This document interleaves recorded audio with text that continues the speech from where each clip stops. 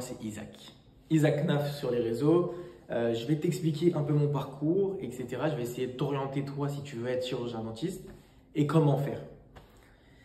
Bon, moi déjà, il faut savoir que j'ai raté le bac, donc j'ai repassé le bac vers 2019. Et ensuite, j'ai voulu intégrer directement la médecine en France, à Paris. Moi, pour ma part, c'était à Bobigny. J'ai été classé, lors du premier semestre, j'étais 1040. Il y avait une partie déjà qui avait été exclue. Moi, j'étais à 3 places près de l'exclusion, donc franchement, je ne suis pas passé loin. Deuxième classement, je suis arrivé à 740 parce que j'ai énormément travaillé, ce qui m'a permis de redoubler, alors qu'à l'époque, il n'y avait plus le redoublement. Ensuite, j'ai été classé parmi les doublants en 260, il me semble, et deuxième classement 170, quelque chose comme ça. Dans tous les cas, ça ne m'a pas permis d'accéder ni à médecine, ni à pharmacie, ni à la chirurgie. C'était un gros coup dur, je ne vais pas vous mentir, parce que tu travailles énormément pour un résultat qui au final est médiocre. Enfin, j'ai eu des bonnes notes. Pharmacie, il y a des matières, médicaments et tout, j'ai eu 16. Anatomie, j'ai eu 15, des trucs comme ça, mais c'est jamais assez. Parce que tu auras toujours des gens au-dessus. Donc c'est frustrant. Et quand tu te dis qu'en France, on ne te laisse pas la possibilité de continuer, de poursuivre, ou qu'il faut passer par une licence pour revenir et tout, c'est compliqué. On ne va pas se mentir. Et c'est à ce moment-là où je me suis posé la question de qu'est-ce que je voulais faire, où j'allais aller, et que j'ai commencé à me renseigner par rapport à la Roumanie, par rapport au Portugal, à poursuivre mes études de dentaire. Et j'avais même regardé pour la Belgique. J'avais une amie qui était là-bas, une très bonne amie à moi. Et au final, la fac privée a fermé. Ça veut dire qu'elle s'est inscrite, elle a fait première année, deuxième année, la fac a fermé. Tout ça pour rien.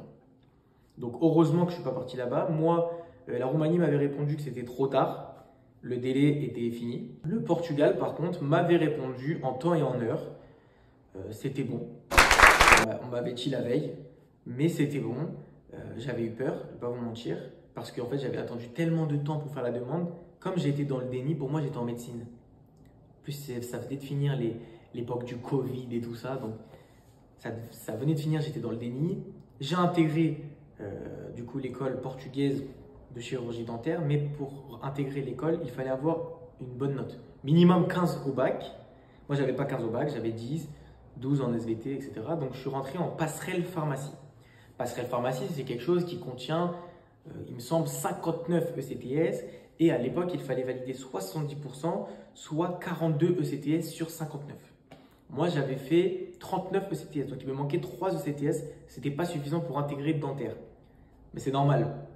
Quand tu sors de 2 ans de médecine, où j'avais pas de téléphone, où je me privais de sortir avec mes amis, où je ne suis pas parti en vacances juillet-août pour réviser, j'arrive ici, nouvelle ville, avec des nouveaux amis, du soleil, comme tu peux le voir, très souvent, le surf, les restaurants, etc. Bon, j'avais pas envie de travailler, j'ai fait impasse.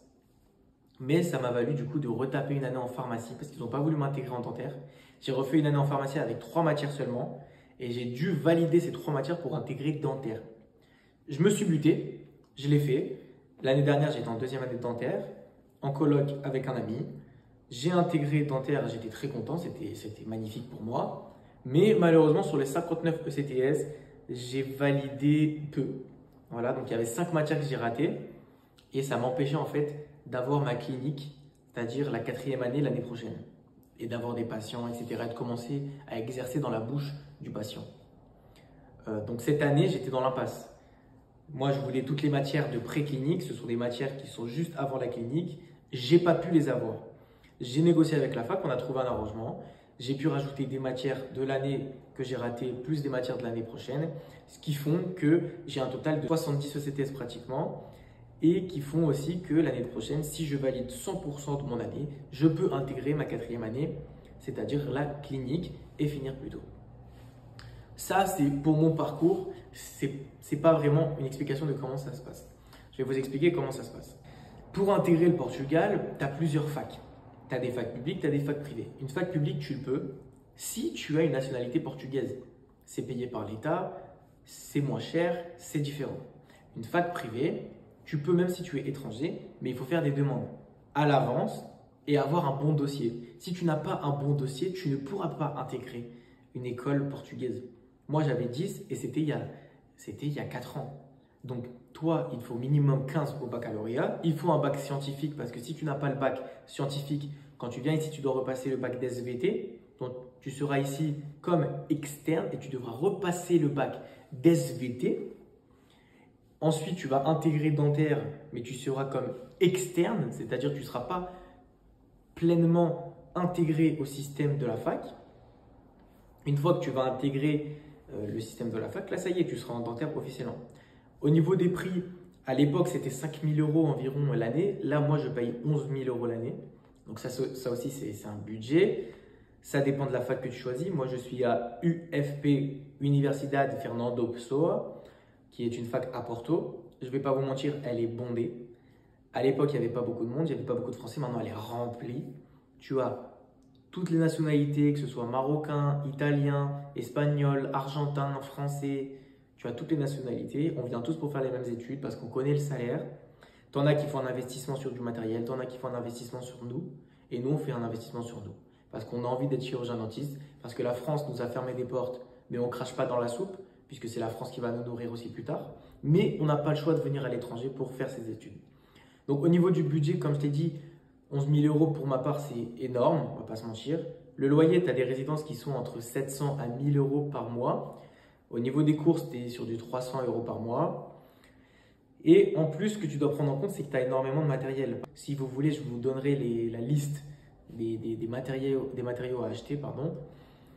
Et voilà. Ensuite, au niveau des cours, quand tu viens d'arriver, la fac a conscience que tu ne parles pas portugais. Et du coup, elle s'est adaptée. Donc, quand tu arrives en première année, tu es jeune, tu as 18 ans ou peut-être plus, et ben, la fac, elle s'adapte. C'est-à-dire que tu as des profs qui parlent un petit peu français, qui parlent un petit peu anglais, qui parlent un petit peu italien. Et on a carrément les profs qui se prennent la tête à corriger ta copie en italien. Mais il faut demander au prof, il faut lui demander quelle langue vous voulez, monsieur. S'ils te disent oui pour le français, oui pour l'anglais, tu écris en anglais ou en français ou en italien. S'ils te disent non, eh ben, tu dois te débrouiller. Mais à partir de la deuxième année, tu dois absolument apprendre tes cours en portugais. C'est un conseil personnel parce que même si tu peux encore continuer à écrire en anglais, à partir de la troisième année, tu vas avoir un examen portugais et tu ne pourras plus continuer en anglais. Parce qu'en clinique, en quatrième année, tu auras des patients. Tu devras leur parler, tu devras faire des examens, remplir des dossiers. Donc, tu dois avoir la langue impérativement. Dis-toi que c'est quelque chose que tu dois faire et que plus tôt tu le fais, mieux c'est pour toi. C'est mon conseil personnel. Au niveau des activités, il y a pas mal d'activités ici, mais tu n'es pas venu en vacances. Mais franchement, il y a de quoi faire. Tu as la plage, tu as du karting au bord de l'eau, la vue est belle, tu as des très beaux appartements si tu as envie d'acheter un appartement. Actuellement, les prix ne font que monter, donc si tu as envie de le faire, fais-le vite. Pour les courses, tu as un Lidl qui n'est pas trop cher, tu as un Continent, c'est notre Carrefour à nous. Tu as Norte Shopping, c'est un grand centre commercial.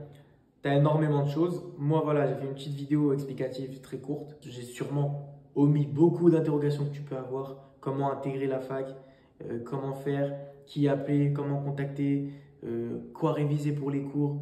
Si tu as des questions, si tu as des interrogations, écris-les en commentaire ou alors écris-les sur mon TikTok ou dans mes messages privés sur TikTok et j'essaierai de te répondre, j'essaierai de faire une autre vidéo explicative avec toutes vos questions.